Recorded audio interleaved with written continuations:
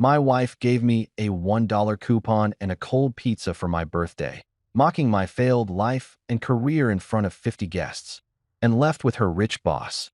She never knew I bought the company she worshipped. Today I walked into the boardroom to fire her lover.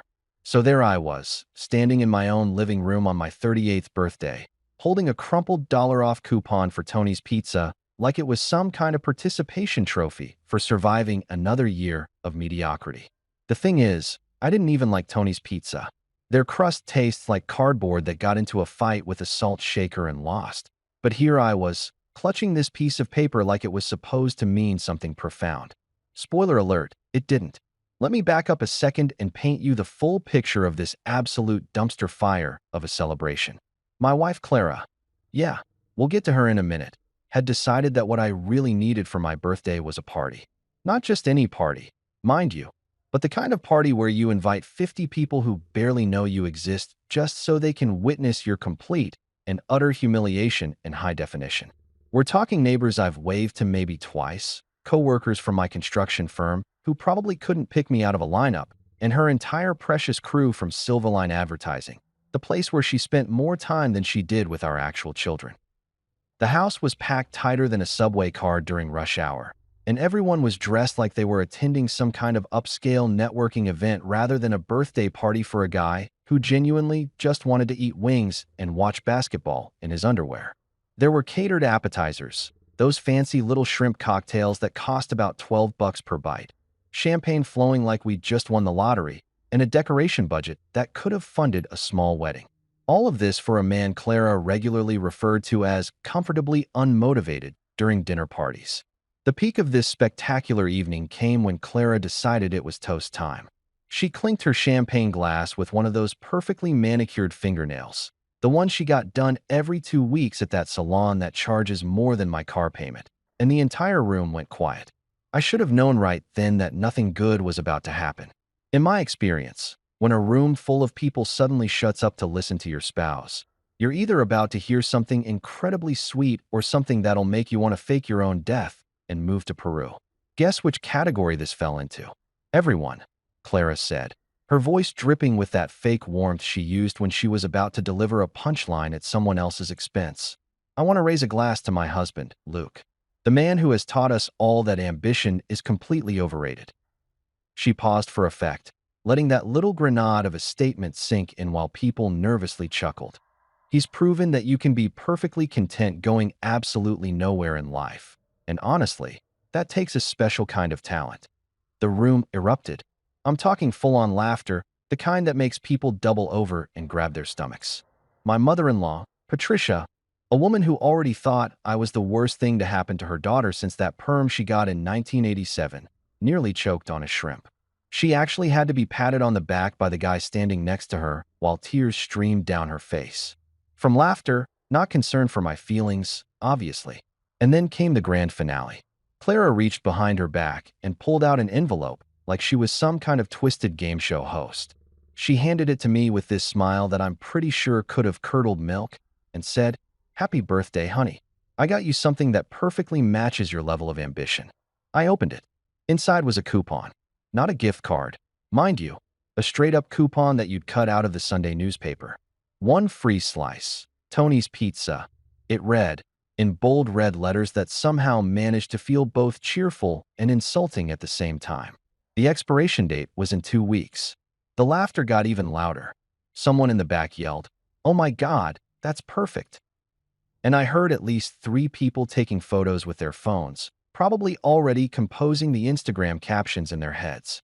Best birthday roast ever, or when your wife is savage AF, or whatever people say when they witness someone's dignity getting publicly demolished. Me? I smiled. That's what I do.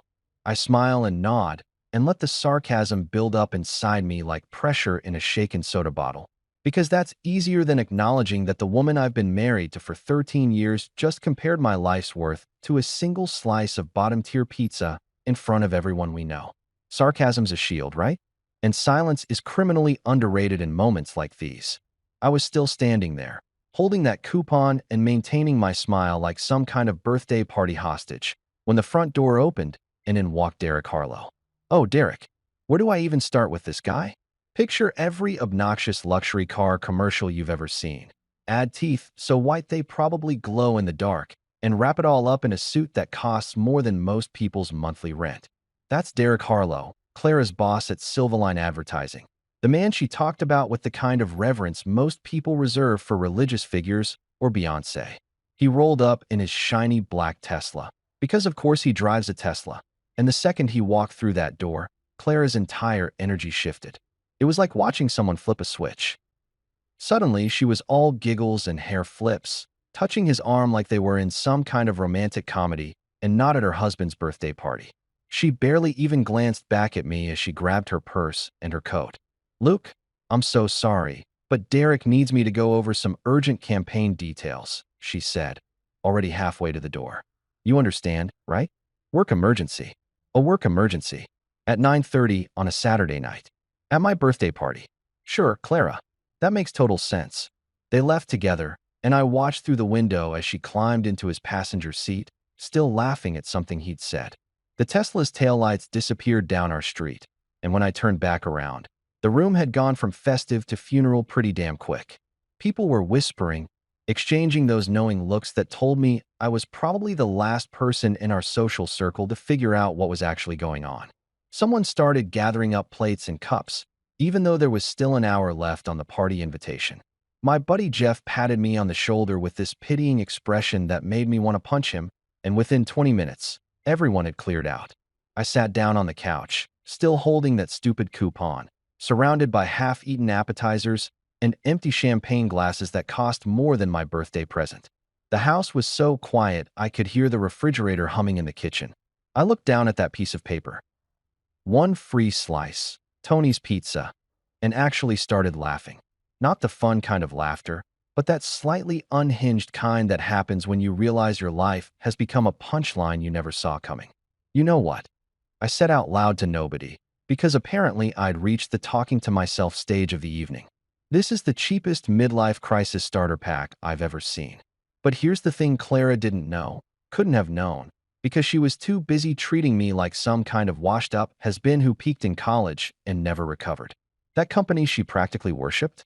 Silverline Advertising, where she strutted around in her Prada heels like she owned the place, where Derek Harlow sat in his corner office making decisions that affected people's livelihoods. Yeah, about that. I owned it. Well, not yet, but I was about to. I didn't confront Clara that night. Honestly, what was I going to say? "Hey, honey, noticed you bailed on my birthday party to go have a work emergency with your boss who looks like he stepped out of a cologne ad. Care to explain?" Nah, that's amateur hour stuff. The kind of move guys make right before they end up sleeping on their buddy's couch and posting sad boy quotes on Facebook at 2 in the morning. I'm not that guy. I'm the guy who orders a family-sized bucket of wings, cracks open a beer, and watches reruns of The Office while quietly plotting a corporate earthquake that would make the Richter scale jealous. See, here's what Clara never bothered to learn about me during our 13 years of marriage. I'm not actually mediocre. Shocking, I know. I'm a civil engineer turned investor, which sounds boring as hell when you say it out loud, but it basically means I spent the first half of my career building things and the second half figuring out how to buy the companies that build things. I like blueprints because they make sense. Everything has a purpose. Every line means something. And if you follow the plan correctly, stuff doesn't collapse and kill people. I hate drama, avoid confrontation like it's a communicable disease, and generally prefer to live my life in the quiet corners where nobody pays attention to me. But that night, something shifted. Sarcasm became my coping mechanism, which, let's be honest, it always was, but spreadsheets became my revenge diary. And let me tell you, there's something deeply satisfying about channeling your rage into Excel formulas and investment portfolios. It's like meditation for people with trust issues and a decent understanding of compound interest. The next morning, while Clara was still sleeping off whatever urgent campaign details she'd been reviewing with Derek until midnight, my phone rang. It was Tommy Briggs, my lawyer buddy who has the personality of a sitcom bartender and the legal knowledge of someone who actually went to class in law school. Tommy and I go way back. We're talking college roommates who survived on ramen and bad decisions. The kind of friendship where you can call each other at weird hours and skip all the pleasantries. "Bro," Tommy said, not even bothering with hello, "I heard your party turned into a roast." You good? Word travels fast in our suburb. I swear, we've got a neighborhood gossip network that could put CNN to shame. Oh yeah, I said, pouring myself coffee that tasted like liquid motivation. Nothing like public humiliation to speed up my character development. I'm basically the protagonist in a self-help book now. Tommy laughed, but it was that concerned kind of laugh that told me he was actually worried. For real though, man, what are you gonna do? Funny you should ask, I said. You free for lunch? We met at Donnelly's, this Irish pub downtown that serves burgers the size of your head and has the kind of dim lighting that makes you feel like whatever you're discussing is probably illegal even when it isn't. Tommy was already there when I arrived, nursing a Guinness and looking at me like I was about to either confess to murder or ask him to hide a body. I slid into the booth across from him and didn't waste time with small talk. I need you to handle some paperwork for me. Corporate acquisition stuff. His eyebrows shot up so fast they nearly left his face. Acquisition? Luke, you build parking garages and apartment complexes. What are you acquiring, a cement mixer? Silvaline Advertising, I said, watching his expression shift from confused to absolutely floored. Tommy set down his beer slowly, like he was worried any sudden movement might break whatever reality we were currently occupying. Clara's company? Dude, are you having a mental breakdown? Is this like when Jim bought that boat he couldn't afford after his divorce? This is nothing like Jim's boat, I said. Jim's boat was a cry for help. This is a carefully calculated business decision that just happens to involve crushing my wife's entire professional world. I laid it all out for him. For the past 8 months, basically since Clara started coming home later and later with increasingly creative excuses, I'd been buying up shares of Vertex Holdings, the parent company that owns Silvaline Advertising. Quietly, through shell companies and investment funds with boring names that nobody pays attention to. A few shares here, a small percentage there, nothing that would trigger any alarms or show up on anyone's radar. Just a patient guy slowly accumulating power while everyone assumed he was at home eating cold pizza and being mediocre. Why? Tommy asked, and I could see his lawyer brain trying to figure out if this was genius or completely insane. You bored or suicidal? Neither, I said, and I couldn't help but grin. Just patient, and maybe a little petty. Here's the thing about Silvaline Advertising that Clara either didn't know or didn't care about because she was too busy being impressed by Derek's Tesla and his corner office. The company was sinking faster than the Titanic, except without the romantic Leonardo DiCaprio subplot. They were drowning in debt, hemorrhaging clients, and held together by nothing but creative accounting and Derek's ability to bullshit his way through quarterly reports. The guy was juggling clients like bowling pins at a circus, and everyone was so distracted by his expensive suits and his motivational speeches about disrupting the industry that nobody noticed the company was basically a house of cards built on quicksand. I'd done my homework. While Clara was at late-night strategy sessions, I was reading financial reports and talking to industry analysts. Silvaline owed money to everyone. Vendors, contractors, even their own employees were getting paid late. Their biggest clients were quietly shopping for new agencies, and the advertising industry gossip mill was already writing their obituary. They just didn't know it yet. So what's the play? Tommy asked, leaning forward now, his lawyer instincts kicking in. Simple, I said. I keep buying until I have controlling interest. Then I walk into their boardroom, introduce myself as the new majority shareholder, and make some changes to the leadership structure. By changes, you mean? I mean Derek Harlow is about to find out what unemployment feels like, I said. And Claire is going to learn that the husband she's been mocking is actually the one signing her paychecks. Tommy sat back, processing this information while our burgers arrived. Finally, he started laughing, that deep, genuine laugh that made other people in the restaurant turn and look at us. What? I asked. Nothing, man. It's just, he wiped his eyes, still chuckling. This is the most elaborate screw you I've ever witnessed. You're not yelling, you're not throwing things, you're not posting cryptic quotes on social media. You're just quietly buying her entire company out from under her. It's beautiful. Psychotic, but beautiful. I prefer to think of it as poetic justice, I said, biting into my burger. Over the next hour, we hammered out the details. Tommy would handle all the legal paperwork, set up the necessary holding companies, and make sure every single document was airtight enough to survive any legal challenge. I'd continue acquiring shares through various channels, keeping everything just scattered enough that nobody would connect the dots until it was too late. One question, Tommy said as we were wrapping up. What are you going to call your holding company? Because Petty Revenge Incorporated probably won't look great on the incorporation papers. I'd already thought about this. Harborstone Ventures, I said. Sounds respectable, boring, exactly the kind of investment firm that nobody pays attention to until they own your ass. Harborstone Ventures, Tommy repeated, nodding appreciatively. I like it. Professional, forgettable, perfect for corporate espionage. It's not espionage if it's legal, I pointed out. True.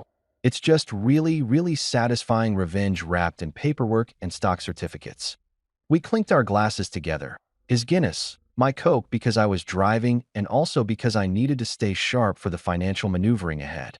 That night, I went home to find Clara already asleep, still wearing her work clothes like she'd crashed the second she walked through the door. I stood in the doorway of our bedroom, watching her sleep, and felt absolutely nothing. No anger, no sadness, not even disappointment anymore. Just this calm, cold determination that felt weirdly empowering. I went to my office, the spare bedroom that Clara called my man cave, with that condescending tone that made it sound like I was some kind of overgrown child playing with toys, and pulled up my investment portfolios. The numbers were looking good, really good. At my current acquisition rate, I'd have controlling interest in Vertex Holdings within 6 weeks. 2 months max if I wanted to be extra careful about it. I opened a new spreadsheet and titled it Operation Corner Office. Then I started mapping out every single step, every move, every potential obstacle. This wasn't just about revenge anymore, though I'd be lying if I said that wasn't a significant motivator. This was about proving that the mediocre guy everyone underestimated was actually the smartest person in the room. He just hadn't bothered to speak up yet. My phone buzzed with a text from Tommy. Just filed the LLC paperwork for Harborstone. You're officially a venture capitalist now. Try not to let the power go to your head. I texted back. Too late. Already planning my villain monologue. That's the spirit. Let me know when you need me to draft the termination papers for Mr. Perfect Teeth. I smiled at my phone, feeling better than I had in months. Maybe years. Mediocre men don't stay down. They just wait for the perfect moment to stand up and flip the entire table. Harborstone Ventures became official on a Tuesday, which felt appropriately boring for a company designed to fly completely under the radar while systematically dismantling my wife's professional life. The LLC paperwork came through clean. Tommy had set up all the proper channels. And just like that, I had a legitimate investment firm with a name that sounded like it belonged to some hedge fund manager who summers in the Hamptons and complains about capital gains taxes at cocktail parties. While Clara spent her nights working late, and yeah, I'm using air quotes so aggressive they could probably be seen from space. I spent mine reviewing acquisition reports, market analyses, and financial statements that read like horror novels if you knew what you were looking for. Turns out, Silverline Advertising wasn't just struggling. They were practically doing the financial equivalent of the Titanic's final moments, except nobody was playing violin music and Kate Winslet wasn't there to make it romantic. I didn't need fireworks for this. I didn't need dramatic confrontations or Jerry Springer-style showdowns in the driveway. I needed silence, patience, and legally binding documents with enough signatures to wallpaper a small bathroom. Revenge is a dish best served cold, right? Well, I was serving it at Arctic temperatures with a side of ironclad contracts and a garnish of corporate restructuring. The beautiful thing about being underestimated is that nobody watches you. Clara thought I was in my office balancing budgets for construction projects and maybe playing video games when I should be working. My coworkers thought I was just another middle management guy grinding away at spreadsheets. Even my own mother had asked me at Thanksgiving if I was doing okay career-wise, with this tone that suggested she thought I'd peaked at 25 and had been coasting ever since. None of them realized I'd been building an empire quieter than a library full of mimes. But the kids were starting to notice something was off. Kids always do. They've got this built-in bullshit detector that adults lose somewhere around the time they start caring about mortgage rates and whether their lawn is green enough. Mason, my 9-year-old who has the observational skills of a detective and the tact of a hand grenade, cornered me one Saturday morning while I was making pancakes. Clara was still asleep, probably exhausted from another late night of campaign development, or whatever euphemism she was using these days. Dad, Mason said, pouring enough syrup on his pancakes to violate several health codes. Why does Mom always wear perfume when she goes to finish reports? I flipped a pancake, buying myself a few seconds to figure out how to answer that without either lying to my kid or explaining that his mother was probably having an affair with her boss. There's no parenting book that covers this particular scenario, trust me. I checked. Because her boss's office has really bad Wi-Fi, I said, and the perfume helps her focus through the frustration. Mason looked at me like I'd just told him Santa Claus was actually a raccoon in a red suit. That doesn't make any sense. Welcome to adulthood, bud. Nothing makes sense. You want chocolate chips in the next batch? Zoe, my 12-year-old daughter who inherited exactly none of my ability to let things slide, rolled her eyes so hard I'm surprised they didn't get stuck. You're being sarcastic again. You're welcome, I replied, sliding another pancake onto her plate. Dad, she said, using that serious tone that meant we were about to have a real talk whether I wanted to or not. Are you and Mom fighting? This was trickier. Zoe was old enough to understand nuance, young enough to still believe her parents might actually have their lives together. I sat down across from her with my own plate of pancakes that I suddenly wasn't hungry for. Not fighting, I said carefully. Just figuring some things out. That's adult speak for, yes, we're fighting but I don't want to admit it, Zoe translated. Smart kid. Too smart sometimes. How about this, I said. Your mom and I are in a complicated place right now. But whatever happens, you two are fine. We're fine. This isn't about you guys. Mason, bless his completely unfiltered heart, piped up with, is Mom dating Derek? I nearly choked on my coffee. What? Derek? Her boss. The guy with the fancy car who looks like a toothpaste commercial. Mason said this like he was commenting on the weather, completely oblivious to the bomb he'd just dropped in the middle of our kitchen. Where did you hear that? I asked, trying to keep my voice level. I didn't hear it. I just noticed. She acts weird around him. Like giggly weird. And she never giggles at your jokes anymore. Out of the mouths of babes, as they say. Or in this case, out of the mouth of a 9-year-old who apparently had better observational skills than I'd given him credit for. Tell you what, I said. Let's focus on these pancakes and let the adults handle the adult stuff. Deal. Deal. Mason agreed, already moving on to more important matters like whether he could have ice cream for lunch. Zoe, however, wasn't letting it go. She gave me this look, this knowing, concerned look that made her seem about 30 years older than she actually was. Dad, whatever you're planning, just don't do anything stupid, okay? When have I ever done anything stupid? I asked. You married Mom, she said, and then immediately looked horrified that she'd said it out loud. I should have been upset. I should have defended Clara. Should have done the whole parental unity thing where you never let the kids see the cracks in the foundation. Instead, I burst out laughing. Full on, bend over the kitchen counter laughing that made my sides hurt and tears streamed down my face. Oh my God, Dad. I'm sorry, Zoe said, mortified. I didn't mean. No, no. I managed between laughs. That was perfect. Terrible, but perfect. And for the record, marrying your mom gave me you too. So it wasn't completely stupid. Just mostly stupid. Even Zoe cracked a smile at that. The thing is, I wasn't angry anymore. I'd moved past anger somewhere around the second week of my acquisition planning. Now I was just done. Done pretending everything was fine. Done being the punchline to Clara's jokes. Done playing the role of the mediocre husband who didn't have ambition or drive or whatever quality she thought I was lacking. That afternoon, while Clara was out getting her nails done, an appointment that apparently took 3 hours and involved going to a salon 40 minutes away because they're the only ones who get the color right, I wired another substantial investment into Harborstone Ventures. My accountant, Diane, called me immediately. Luke, she said, I need to make sure you know what you're doing here. These aren't small numbers we're playing with. I know exactly what I'm doing, I assured her. Because if this goes sideways, it won't. You seem awfully confident for someone who's basically betting the farm on a struggling advertising company.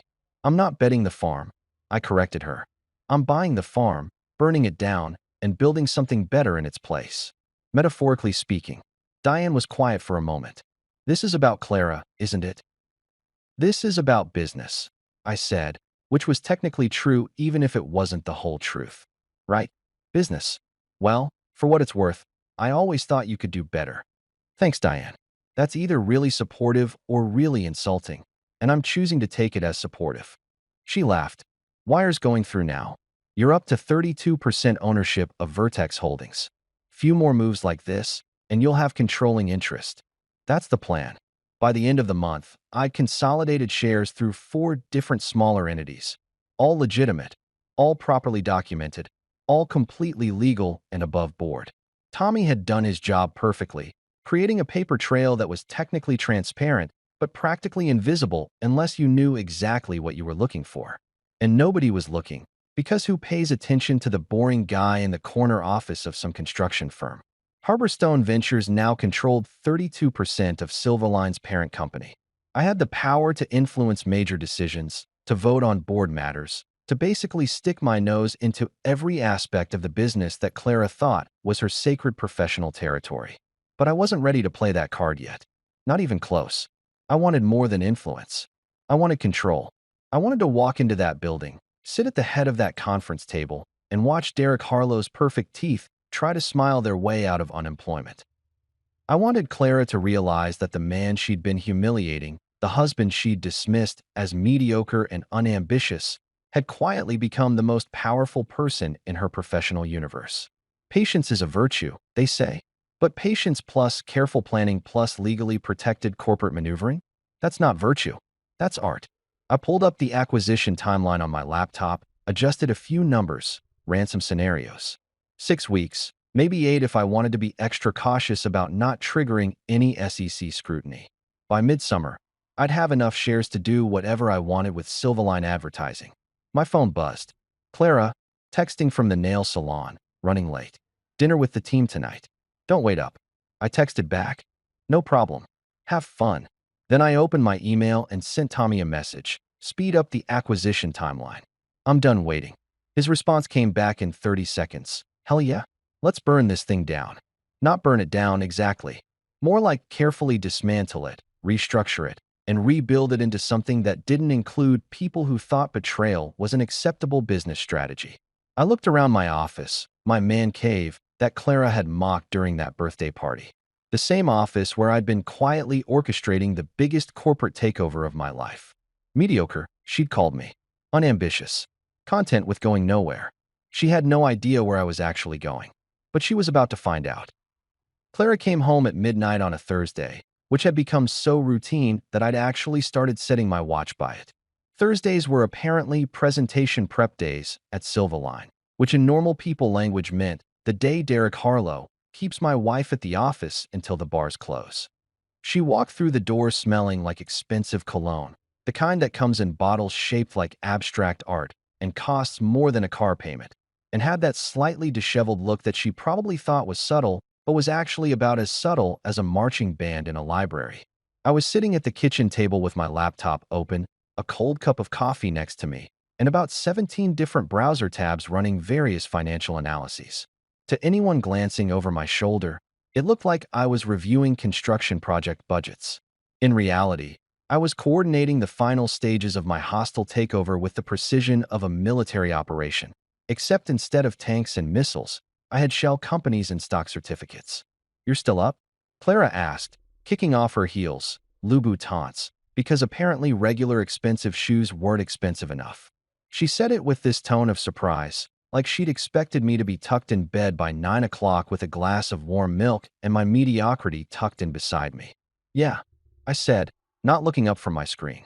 Just making small things that go nowhere. You know my specialty.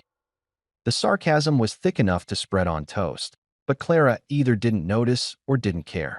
She opened the fridge, grabbed a bottle of overpriced sparkling water that she bought from that boutique grocery store where a single apple costs $7, and leaned against the counter in that way that I'm pretty sure she practiced in the mirror. Long night. I asked, still typing. You have no idea, she sighed, taking a sip of her water like she'd just completed a triathlon instead of whatever she'd actually been doing for the past 6 hours. Derek had us reviewing the Morrison campaign until our eyes bled. That man is relentless about perfection. I bet he is, I muttered. What was that? Nothing. Just agreeing with you.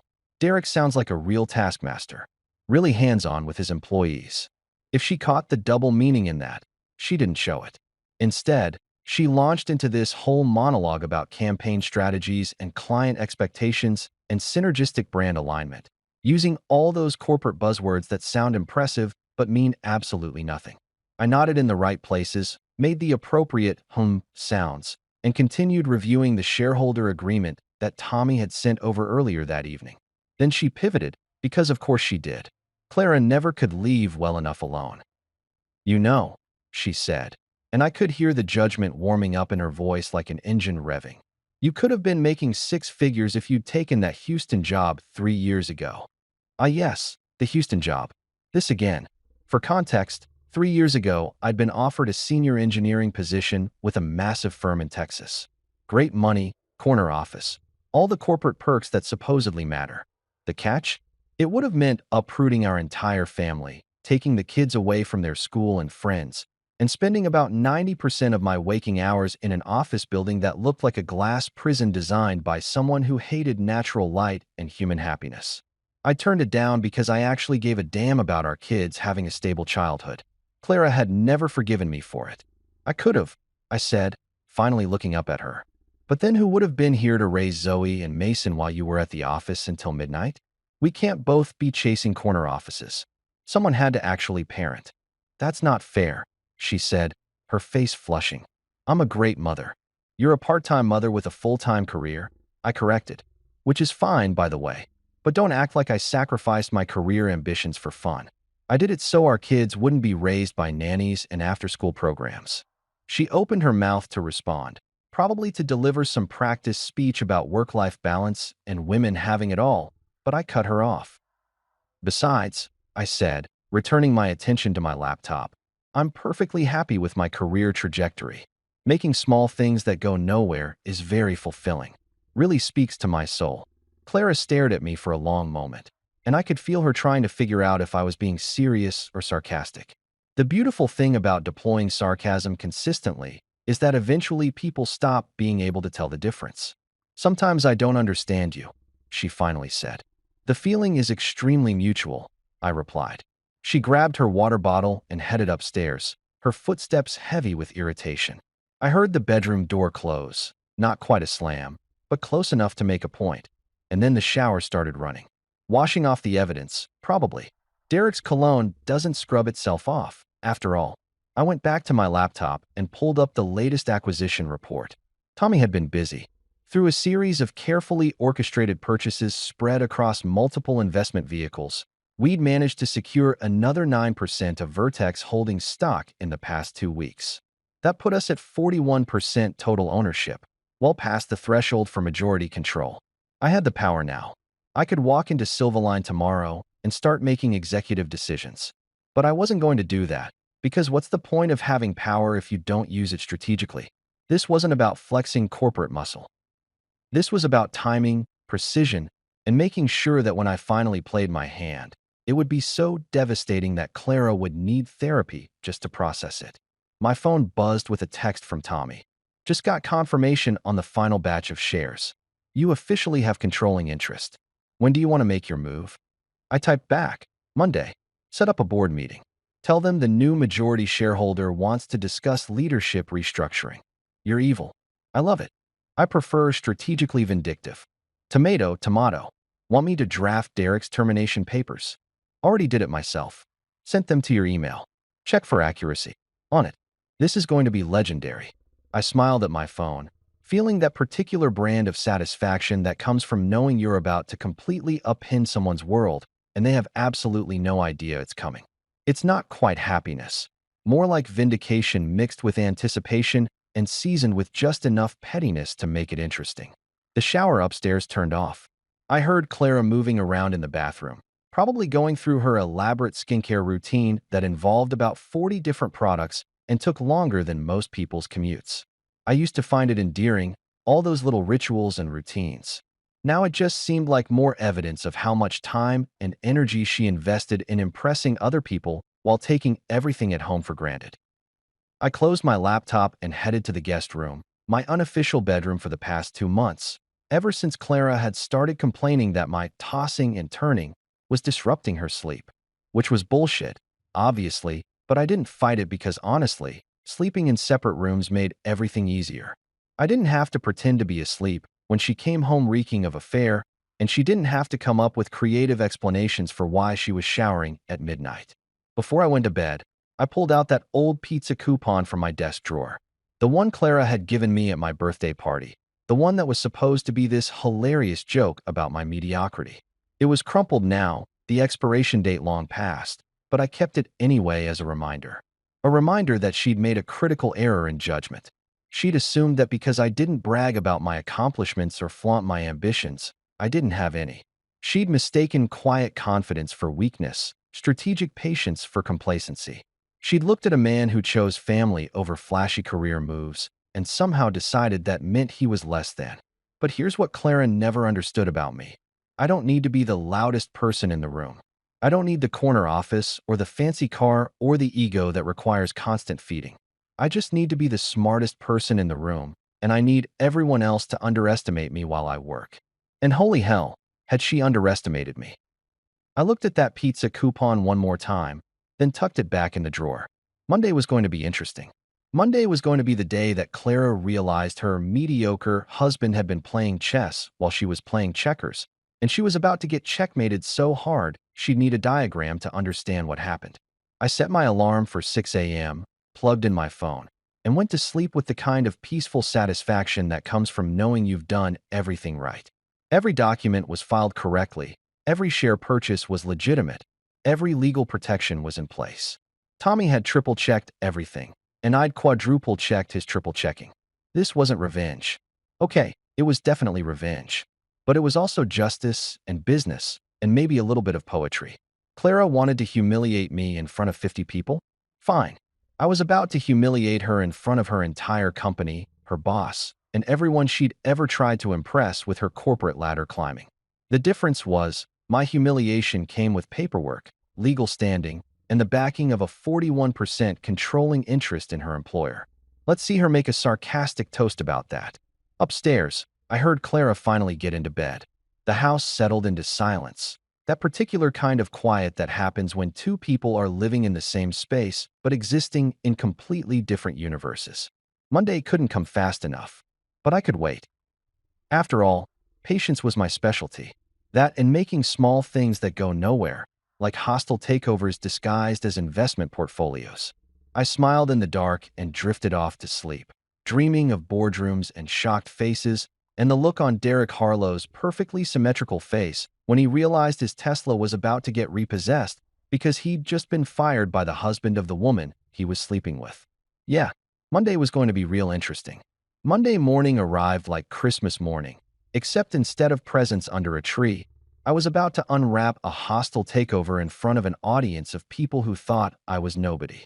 I woke up at 5:30, earlier than my alarm, with the kind of energy that usually requires 3 cups of coffee and a motivational speech from a YouTube life coach. But I didn't need coffee or motivation. I had spite, legal documentation, and a perfectly tailored navy suit that I'd bought specifically for this occasion. The suit was important. Clara had spent years seeing me in construction site casual, jeans, work boots, flannel shirts that had seen better days. Even when I dressed up for dinners or parties, I always went for comfortable over impressive, function over flash. But today I was going full corporate shark, the kind of look that says, I have lawyers on speed dial, and I'm not afraid to use them. I showered, shaved with more precision than a surgeon, and spent an embarrassing amount of time on my hair until it looked professionally styled instead of dad who gave up on grooming in 2019. When I came downstairs, Zoe did a literal double take from her cereal bowl. Whoa, she said, spoon frozen halfway to her mouth. Dad, why do you look like you're about to foreclose on someone's house? Business meeting, I said, pouring myself coffee. You never dress like that for business meetings, she pointed out, because apparently my daughter moonlights as a detective when she's not busy being 12. This one's special. Mason looked up from his iPad. Are you going to fire someone? Maybe, I said, and it wasn't even a lie. Clara appeared in the kitchen doorway, already dressed in one of her power suits, a burgundy number that probably cost more than our grocery budget for the month. She froze when she saw me, her eyes doing this weird scanning thing like she was looking at a stranger who'd somehow infiltrated her kitchen. "What's with the outfit?" she asked, and I detected just the tiniest hint of suspicion in her voice. "Client meeting," I lied smoothly. "Big project proposal. Figured I should look the part." She nodded slowly, still looking at me like I was a puzzle she couldn't quite solve. "Well, you clean up nice. Maybe you should dress like that more often." "Maybe I will," I said, grabbing my keys and my briefcase. An actual leather briefcase that I'd pulled out of storage, the one I'd gotten as a graduation gift and hadn't used in years. "Have a good day at work, Clara." "You too," she said. But she was still staring at me with this expression that was half confusion, half something else I couldn't quite identify. I kissed both kids on the head, gave Clara a wave that was just the right amount of casual, and headed out to my car. My hands were steady on the steering wheel, my heart rate was calm, and I felt more focused than I had in years. This was it. This was the moment when everything changed. The drive to Silverline's headquarters took 25 minutes through morning traffic that I barely noticed. I spent the whole ride running through my presentation in my head, checking and rechecking that every document was loaded on my tablet, every figure was accurate, every legal statement was airtight. Tommy had texted me at 6 a.m. "All systems go. I'll be on standby if you need me. Go get Tiger." Silverline Advertising occupied floors 12 through 15 of a glass building downtown that looked like every other corporate office building in America. All modern architecture and floor-to-ceiling windows designed to make you feel simultaneously important and insignificant. I'd been here exactly once before, at Clara's company Christmas party 2 years ago, where I'd spent 3 hours making small talk with people who kept forgetting my name and asking what I did for a living with this tone that suggested they expected me to say professional couch warmer. The lobby was all marble and chrome, with a reception desk that looked like it belonged in a spaceship. A young woman in her 20s sat behind it, typing away on her computer with the kind of intense focus that suggested she was either doing something very important or playing online Scrabble. I walked up to the desk, briefcase in hand, channeling every ounce of quiet confidence I'd been storing up for the past 3 months. "Good morning," I said. "I have a meeting with the board of directors." She looked up at me with that polite but slightly dismissive expression that receptionists perfect over years of dealing with people who think they're more important than they actually are. "Name: Luke Hayes, from Harborstone Ventures." I watched as she typed my name into her computer, and then her eyes went just a little bit wider. Whatever she was seeing on her screen had clearly upgraded my status from random dude to person we should probably pay attention to. "Of course, Mr. Hayes," she said, her entire demeanor shifting into professional overdrive. "Let me call up to the executive floor and let them know you're here." She picked up her desk phone, spoke quietly into it for a moment, and then hung up with this expression that suggested she'd just been told something very interesting. "Someone will be right down to escort you up," she said. "Can I get you anything while you wait? Coffee? Water? I'm good, thanks." I stood there in the lobby, watching employees stream through on their way to the elevators, none of them paying any attention to me. Why would they? I was just another guy in a suit, probably here to pitch some boring B2B service that nobody actually wanted. They had no idea that the boring guy by the reception desk was about to become their new boss. The elevator dinged, and out stepped a woman in her 40s wearing a pantsuit that screamed executive assistant who has seen some things. She approached me with an outstretched hand and a smile that was professional but wary. "Mr. Hayes? I'm Jennifer, executive assistant to the board chairman. If you'll follow me." We rode the elevator up to the 15th floor in silence. Jennifer kept glancing at me like she was trying to figure out what kind of trouble I was about to cause, but she was too professional to actually ask. The elevator music was playing some instrumental version of a song I vaguely recognized, and I used the time to do one final mental check of my game plan. Step 1. Enter the boardroom like I owned the place. Because technically, I kind of did. Step 2. Present my credentials and ownership stake with maximum professional courtesy and minimum gloating. Save the gloating for later. Step 3. Watch Derek Harlow's face when he realized his world was about to collapse. This was the step I was most looking forward to. The elevator doors opened onto a floor that looked like it had been designed by someone who'd watched too many episodes of Suits and thought that's what real corporate offices looked like. Everything was glass and steel and aggressive modernity, with motivational posters on the walls that said things like innovate and disrupt in fonts that probably cost more than my first car. Jennifer led me down a hallway to a set of double doors that definitely belonged to the main boardroom. Through the glass panels, I could see people already gathered around a massive conference table. About a dozen people in various states of corporate dress, all looking vaguely confused about why they'd been called to an emergency meeting on a Monday morning. And there, at the head of the table, sat Derek Harlow in all his insufferable glory. Perfect hair, perfect teeth, probably a perfect trust fund somewhere funding his perfect life. He was leaning back in his chair with that casual confidence that comes from never having been told no in your entire life, chatting with the person next to him like he didn't have a care in the world. He had no idea what was coming. None of them did. Jennifer opened the door and announced, "Ladies and gentlemen, Mr. Luke Hayes from Harborstone Ventures." I walked into that boardroom like I was walking onto a stage, and every single head turned to look at me. I watched the recognition ripple through the room. A few people who'd been at my birthday party suddenly realizing why I looked familiar, others clearly trying to figure out who I was and why I was there. Derek's smile faltered for just a second. He'd seen me at Clara's party, had probably heard her talk about her mediocre husband, but there was this moment of cognitive dissonance where his brain tried to reconcile loser who got a pizza coupon for his birthday with guy in an expensive suit walking into our boardroom. The board chairman, an older gentleman named Richard something or other who I'd researched extensively, stood up and extended his hand. "Mr. Hayes, thank you for joining us. I understand you have some important information to share." "I do," I said, shaking his hand with just the right amount of firmness. "Thank you for accommodating this meeting on short notice." I walked around to the opposite end of the table from Derek, set down my briefcase, and pulled out my tablet. The room was dead silent except for the awkward shuffling of people trying to look casual while clearly being extremely curious about what was about to happen. I connected my tablet to the room's presentation screen and pulled up the first slide. It was simple, just the Harborstone Ventures logo and one sentence: ownership structure and future direction. "I'll keep this brief," I said, looking around the room and making eye contact with each person individually. "My name is Luke Hayes, and I'm the managing partner of Harborstone Ventures. Over the past 8 months, my firm has been quietly acquiring shares of Vertex Holdings, the parent company of Silverline Advertising."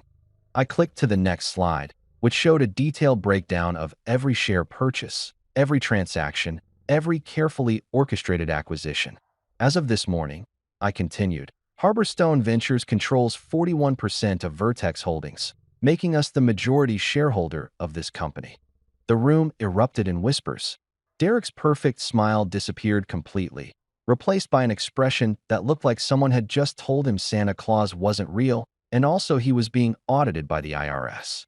Richard leaned forward in his chair. "Mr. Hayes, this is unexpected. We weren't aware that anyone was consolidating shares." "That was intentional," I said. "I prefer to work quietly." I clicked to the next slide, which outlined Silverline's current financial situation in painful detail. The mounting debts, the hemorrhaging clients, the creative accounting that had been hiding how bad things really were. "Silverline is in trouble," I said flatly. "Has been for at least a year. The current leadership has been focusing on flash over substance, spending money on appearances while the actual business crumbles. That ends today." Derek finally found his voice. "Now wait just a minute. Mr. Harlow." I interrupted, and the room went silent again. "We'll get to you in a moment." I pulled out the file I'd been preparing for weeks and dropped it on the table with a satisfying thud. "This is a comprehensive restructuring plan," I said. "New financial controls, revised client strategies, and most importantly, new leadership." I looked directly at Derek, whose face had gone from tan to pale in record time. Effective immediately, Derek Harlow is terminated as CEO of Silverline Advertising. Severance package details are in Section 7. The drive home from Silverline felt like floating. Not the peaceful, meditation app kind of floating, but the "I just dropped a nuclear bomb in a corporate boardroom and lived to tell the tale" kind of floating. My hands were steady on the wheel, my heart rate was surprisingly calm, and I couldn't stop replaying the look on Derek Harlow's face when I'd handed him his termination papers. The man had gone through approximately 17 different expressions in the span of 30 seconds. Confusion, disbelief, anger, panic, and finally this hollow acceptance that comes from realizing you've been completely and utterly outmaneuvered. The board meeting had lasted another 45 minutes after Derek's termination. I'd walked them through the restructuring plan, answered their questions with the kind of detailed knowledge that made it clear I'd been doing my homework while they'd been coasting on Derek's motivational speeches and expensive lunches. By the time I left, I had their tentative support, a new interim CEO lined up, a woman named Patricia Chun who actually knew what she was doing, and a plan to stop the financial bleeding before Silverline became just another cautionary tale in the advertising industry. But the real show was about to start. I pulled into our driveway at 3:30 in the afternoon, which was unusual for me. Normally, I didn't get home until at least 5, sometimes 6 if there was a site inspection or a meeting that ran long. The garage door rumbled open, and I could already see Clara's car in her spot, which meant she'd somehow beaten me home. That was interesting. The Silverline rumor mill must have been working at light speed.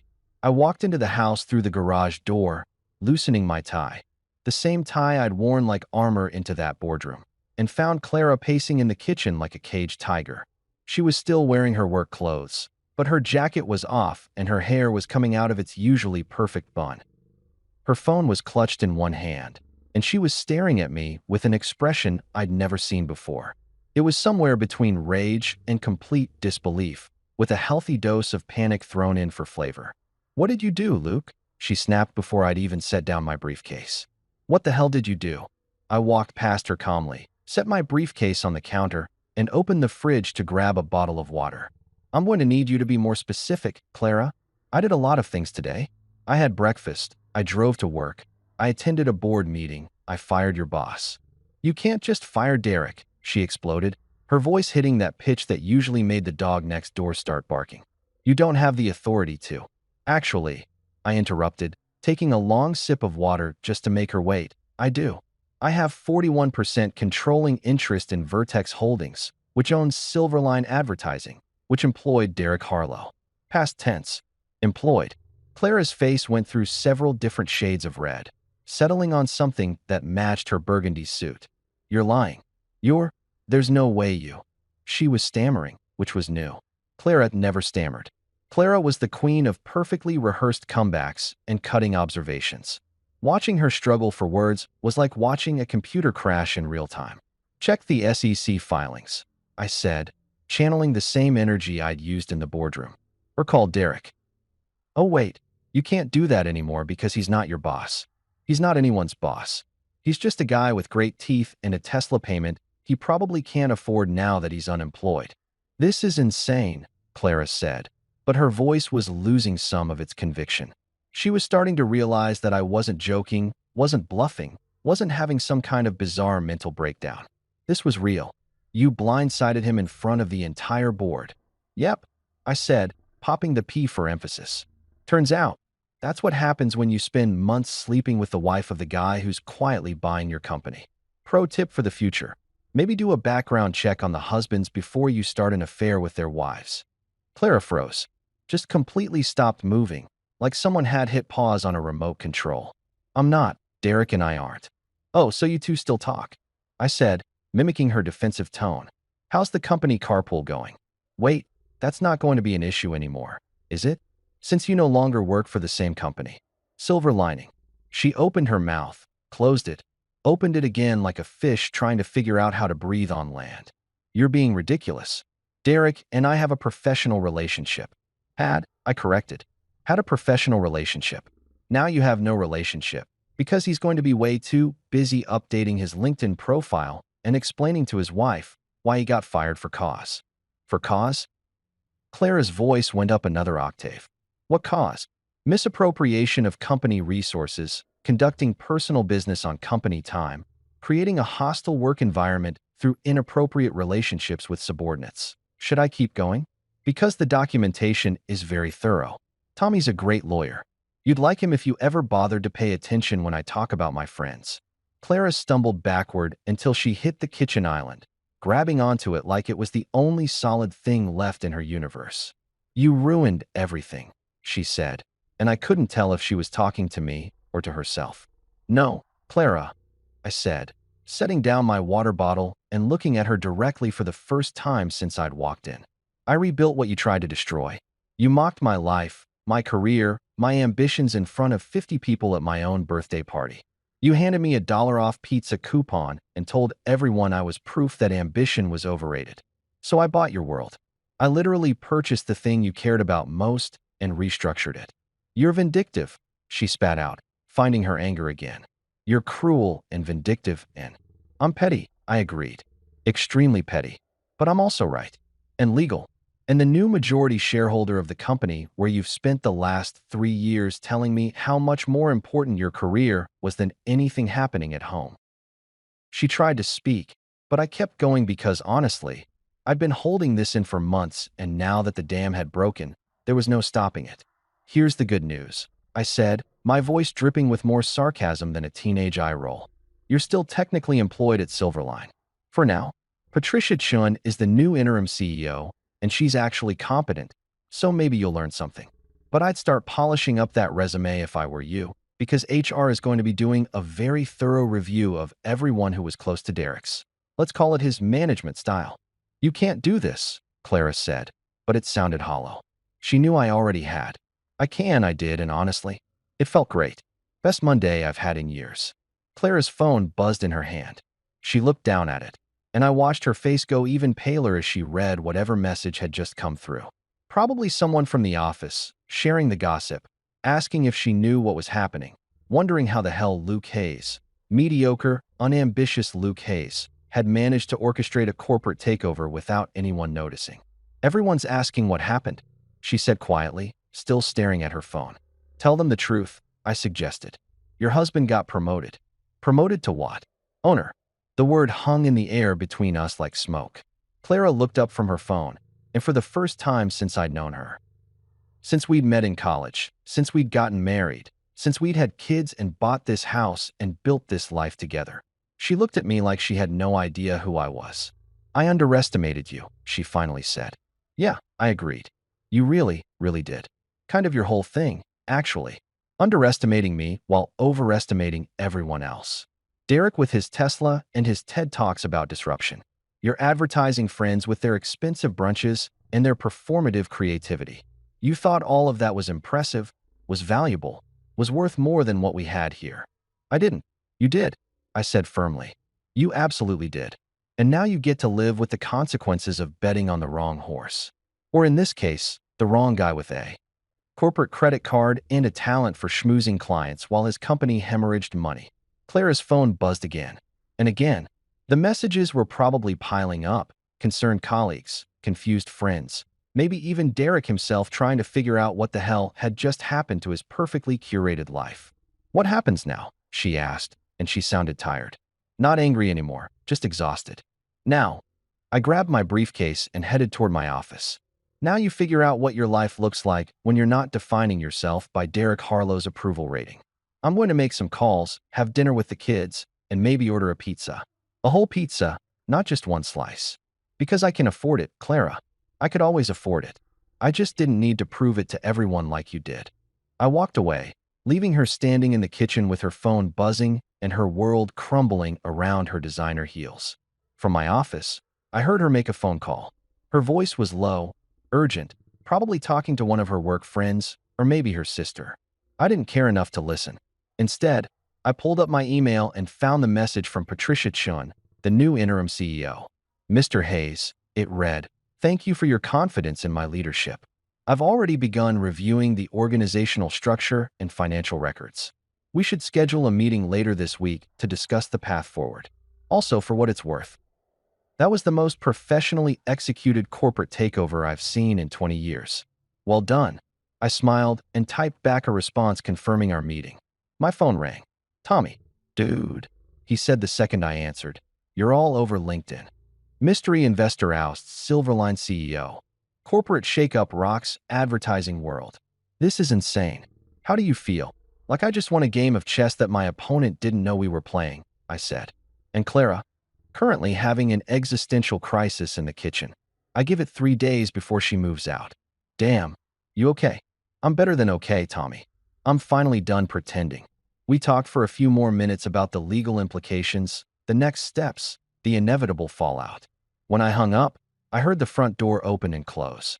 Through my office window, I watched Clara get into her car and drive away, probably heading to her sister's house or some friend's place where she could vent about how her husband had betrayed her by checks notes being successful without her permission. The house was quiet, peaceful even. I leaned back in my office chair and looked at that pizza coupon I'd framed on the wall. My reminder, my motivation, my trophy. Thanks for the inspiration, Clara, I said to the empty room. Couldn't have done it without you. The next morning, Silverline advertising was all over the business news like a bad rash that nobody wanted to talk about, but everybody was secretly fascinated by. I woke up to 17 text messages, 12 missed calls, and my phone's news app practically having a seizure with notifications. CEO ousted amid scandal. Read one headline from the Business Chronicle. Anonymous shareholder forces leadership change at prominent ad firm. Proclaimed another. My personal favorite was from some tech blog that didn't usually cover advertising at all. Man buys wife's company. Fires her boss in power move for the ages. Okay, so maybe they didn't have all the details exactly right, but the spirit of the thing was pretty accurate. I was sitting at the kitchen table, scrolling through the carnage on my tablet, and eating a bowl of cereal that tasted significantly better now that I'd destroyed my wife's affair partner's career, when Clara came stomping into the living room. She'd clearly spent the night at her sister's place. She was wearing the same clothes from yesterday and had that particular look that comes from sleeping on someone's pull-out couch and having an existential crisis at the same time. She was holding her laptop like it was a weapon, screen facing out toward me, displaying what looked like a LinkedIn feed, having a complete meltdown. "Everyone's asking what happened," she shouted, apparently having decided that our new communication style was going to be volume and panic. "My entire network is blowing up with questions, and I don't know what to tell them because my husband just committed corporate warfare without giving me a heads up."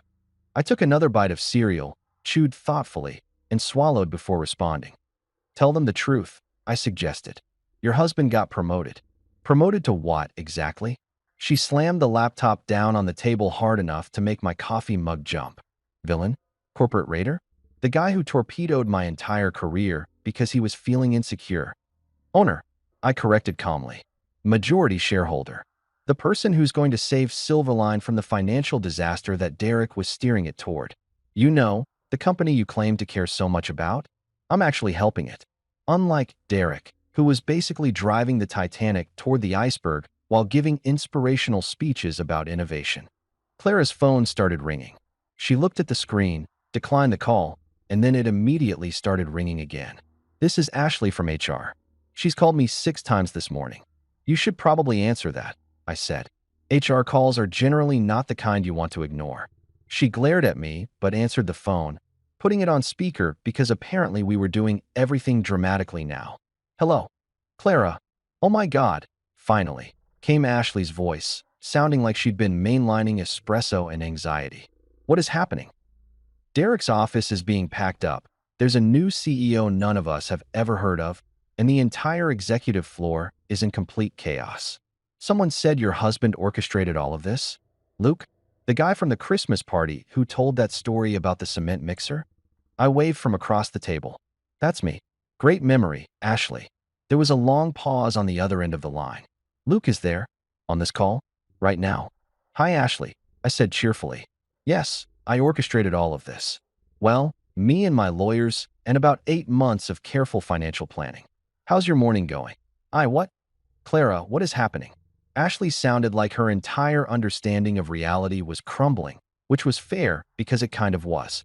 Clara closed her eyes and took a deep breath that looked like it was supposed to be calming, but wasn't really working.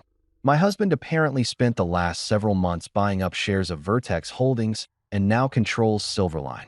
"But why would he?" Ashley stopped mid-sentence, and I could practically hear her brain connecting the dots. Oh, oh no. "Clara, did Derek, were you and Derek?" "We need to have a conversation about my employment status," Clara interrupted quickly, which was a very smooth way of not answering that question. "Can I come in today?"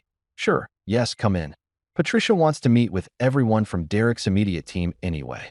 Come in at 10. "Clara, Seriously, what is going to happen? I have no idea, Clara said honestly, looking at me with an expression that was half anger, half pleading. I genuinely have no idea. She hung up and sat down across from me, her laptop still open and displaying the social media carnage. Her LinkedIn had about 90 notifications, her email was probably a disaster, and her perfectly curated professional image was currently being dissected by everyone she'd ever worked with. "Are you happy now?" she asked quietly. "Is this what you wanted?" "What I wanted," I said, setting down my spoon and looking at her directly, "was a wife who didn't humiliate me at my own birthday party and then leave with her boss. What I wanted was a partner who valued our family as much as she valued her career. What I wanted was basic respect. But since I couldn't have any of those things, yes, this is a pretty acceptable consolation prize." "I never meant to," she started, but I cut her off. "Yes, you did. You absolutely meant to. That birthday party wasn't an accident or a joke that went too far. You planned that humiliation. You invited everyone specifically so they could watch you put me in my place. You handed me that pizza coupon with a smile on your face and Derek Harlow waiting outside in his Tesla. So don't sit here now and pretend this was all some misunderstanding." My phone rang. "Tommy." I answered it on speaker because apparently that's just what we were doing now. Having all our conversations publicly like we were living in some kind of reality show. "Bro," Tommy said, laughing so hard he could barely breathe. "You made LinkedIn history. There's literally a trending topic about mysterious corporate takeovers, and you're Exhibit A. I've had 3 different reporters call my office asking for comments. This is insane." "Just another Tuesday," I replied, taking a sip of my coffee. "Revenge served cold, like my pizza." Tommy's laughter echoed through the kitchen. That's the tagline right there. Revenge served cold. How one man bought his wife's company after she gave him a pizza coupon. I'd read that book. I'd write it, but I'm too busy restructuring an advertising firm, I said. Clara was staring at me like I'd grown a second head. "You're joking about this? You just destroyed multiple careers and you're making jokes with your lawyer." "Multiple careers?" I raised an eyebrow. "I fired one guy who deserved it and put someone competent in charge. Everyone else's jobs are safe, probably safer than they were under Derek's leadership since we're actually going to stop hemorrhaging money. Your job is still intact, Clara. For now. That's more than I owed you after the pizza coupon incident." Tommy was still on the line. "Oh man, the pizza coupon. That really was the catalyst for all of this, wasn't it? $1 off at Tony's Pizza. The butterfly effect that destroyed a CEO." "It really was," I agreed. Never underestimate the motivational power of public humiliation. "I gotta go," Tommy said, still chuckling. "I have actual work to do, unlike you who apparently just buys companies for fun now. Call me later. And Clara, if you're listening, your husband is kind of a genius. Just saying." He hung up. Clara and I sat in silence for a moment, the only sound being the notifications continuing to ping on both of our devices. The news cycle wasn't slowing down. If anything, it was picking up speed. Some business podcast was already requesting interviews. A few industry blogs wanted quotes. And apparently someone had leaked some details about Derek's spending habits to a reporter who was now digging into Silverline's financial records. "This is a nightmare," Clara said quietly. "For you and Derek, maybe," I said. "For Silverline's actual future and the 100+ employees who were going to lose their jobs when Derek's house of cards collapsed, this is actually a good thing. I'm the hero of this story, Clara. You just don't want to see it because it doesn't fit your narrative." She stood up, grabbing her laptop and her phone. "I need to go. I need to figure out how to salvage my reputation." "Good luck with that," I said. "Might want to start by not defending the guy who got fired for cause. Just a thought." She left without another word, the front door closing behind her with enough force to rattle the windows. I heard her car start, the engine revving a little harder than necessary, and then she was gone. I sat there in the now quiet kitchen, my cereal getting soggy, my phone still lighting up with notifications. Zoe came downstairs, already dressed for school, and looked around the kitchen with the observational skills of someone who'd clearly heard at least part of that conversation. "Mom left early," she noted. "Yep." "You bought her company?" "Yep." "And fired her boss?" "That too." Zoe poured herself some orange juice and sat down across from me. "So on a scale of 1 to 10, how much trouble are you in?" I thought about it for a second. "With your mom? Probably an 11. with everyone else? I'm actually doing pretty okay. The company's going to be better off, the employees are going to keep their jobs, and Derek Harlow is going to have to find a new career that doesn't involve spending money he doesn't have. Cool, Zoe said, like I'd just told her about a mildly interesting movie I'd watched. Can you still drive me to school, or are you too busy being a corporate villain? I can drive you to school, I said, genuinely smiling for the first time that morning. I'm a very efficient corporate villain. I can multitask. Mason thundered down the stairs, dragging his backpack behind him like it weighed 1,000 pounds. Why was Mom yelling? Because Dad's having what they call a moment, Zoe explained. It's fine. Everything's fine. We're all fine. Are you guys getting divorced? Mason asked with the blunt directness that only 9-year-olds can pull off. I looked at both my kids, sitting there at the breakfast table in our kitchen, and decided they deserved honesty. Probably, buddy. But that's not about you guys. That's about your mom and me figuring out that we want different things. You two are still the best things I ever made. Better than the corporate takeover? Zoe asked with a smirk. Way better, I confirmed. The corporate takeover is just a thing. You guys are people.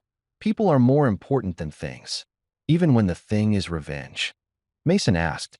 Especially then, I said, grabbing my keys. Come on, let's get you to school before I get philosophical and start quoting Mr. Rogers or something. By Friday, Derek's corner office was emptier than a politician's promises, his ego shredded into pieces smaller than the confetti at my disaster birthday party. I know this because I'd made a point of walking through Silverline's executive floor that morning, partly for legitimate business reasons and partly because I'm petty enough to want to see the physical evidence of my victory. The office that had once housed Derek's collection of industry awards, his motivational posters about crushing it and disrupting the game, and what I'm pretty sure was a mirror he used to practice his TED Talk expressions, all of it was gone. Just empty shelves, bare walls, and a lingering scent of expensive cologne that would probably take weeks to air out. Patricia Chun, the new interim CEO who actually had a functional brain and a business degree that wasn't just for show, had wasted exactly 0 time implementing changes. She'd brought in an actual CFO, shocking concept, I know, to review the books, started renegotiating contracts that Derek had agreed to while apparently drunk on his own supply. And most importantly, she put Clara's entire department under what she called performance review, which was corporate speak for we're going to figure out who was actually working and who was just riding Derek's coattails. Clara, for her part, was in full damage control mode. She'd spent the week trying to distance herself from Derek faster than rats abandoning a sinking ship, which would have been more convincing if half the office hadn't known about their affair for months. Turns out, when you regularly leave the office together at 9 p.m. and come back smelling like the same wine bar, people notice. Who knew? I learned all of this from Jennifer, the executive assistant who'd escorted me to that first board meeting. She'd taken to sending me daily email updates with subject lines like Executive Floor Drama Report and Things You Should Probably Know, which was hilarious and also incredibly useful.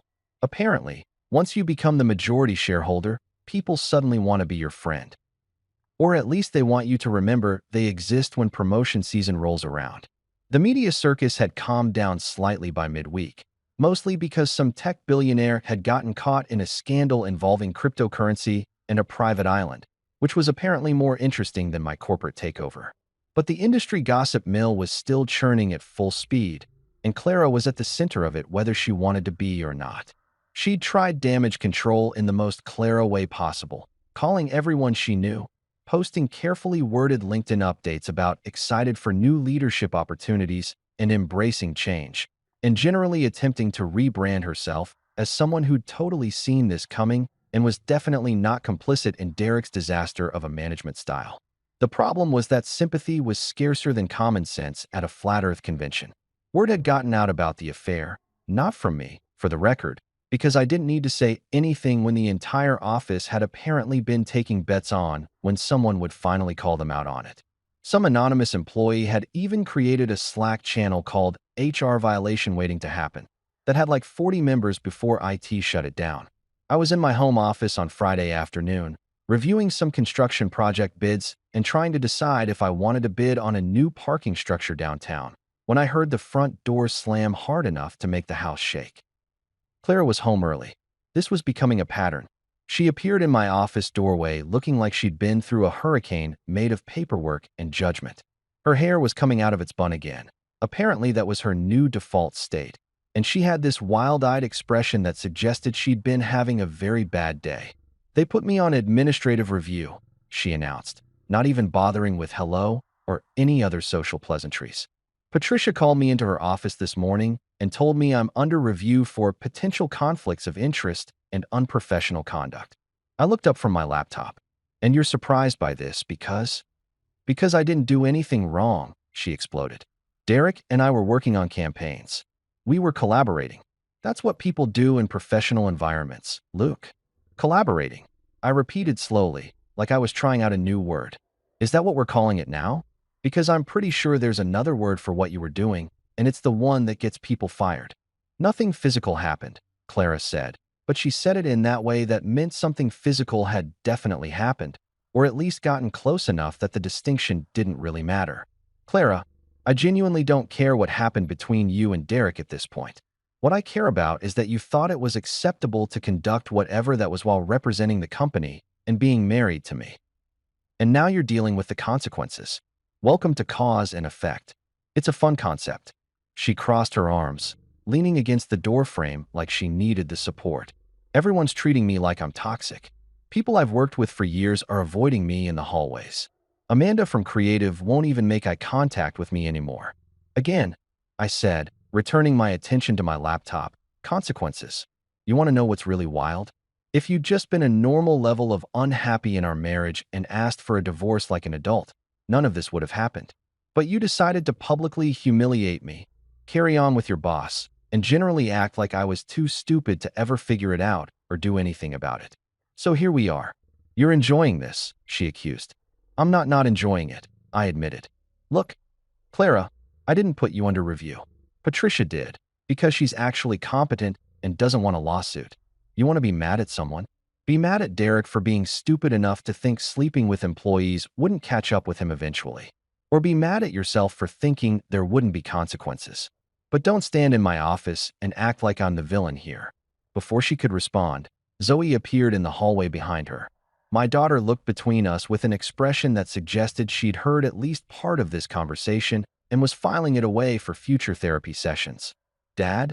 Zoe said, completely ignoring Clara. Mason wants to know if we can order pizza for dinner.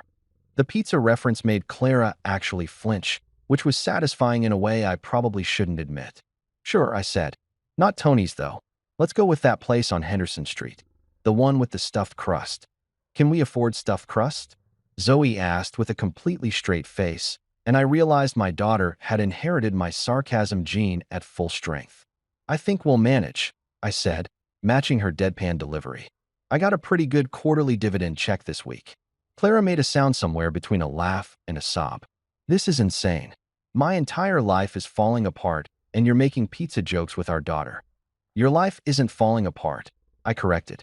Your life is restructuring, kind of like Silverline. Painful, necessary, and ultimately for the best. You'll land on your feet, Clara. You're smart, you're talented when you're not busy backstabbing people, and Patricia actually said you do good work when you're focused. You just need to figure out who you are when you're not trying to impress Derek Harlow. She stared at me for a long moment, and I watched something shift in her expression. Not acceptance exactly, but maybe the beginning of understanding that this wasn't something she could smooth talk or network her way out of. I'm staying at my sister's for a while, she said quietly. I think we both need space. Probably a good idea, I agreed. The kids can stay here with me. You can see them whenever you want, obviously. I'm not trying to keep them from you, Clara. I'm just done pretending we're a functional couple. She nodded slowly, then looked at Zoe. Baby, I'm going to be staying at Aunt Michelle's for a bit, okay? But I'll call you every day, and we can do lunch this weekend if you want. Okay, Mom, Zoe said in that careful, neutral tone that kids use when they're trying not to take sides, but definitely have opinions. Clara left without another word. We heard her go upstairs, heard drawers opening and closing, and then 15 minutes later, she came back down with a suitcase that suggested she was packing for more than just a weekend. She paused in the doorway, looked like she wanted to say something, and then just shook her head and left. The door closed behind her. The house settled into that particular kind of quiet that feels like relief. Mason appeared from wherever he'd been hiding, probably his room playing video games, and pretending he couldn't hear the adults having another argument. Did Mom leave? Yep, I said. Is she coming back? Eventually. Just not to live here. Not for a while, anyway. Okay, he said with the easy acceptance of a 9-year-old who'd probably been expecting this for weeks. Can we still get the stuffed crust pizza? Absolutely, I confirmed. That night, we ordered pizza.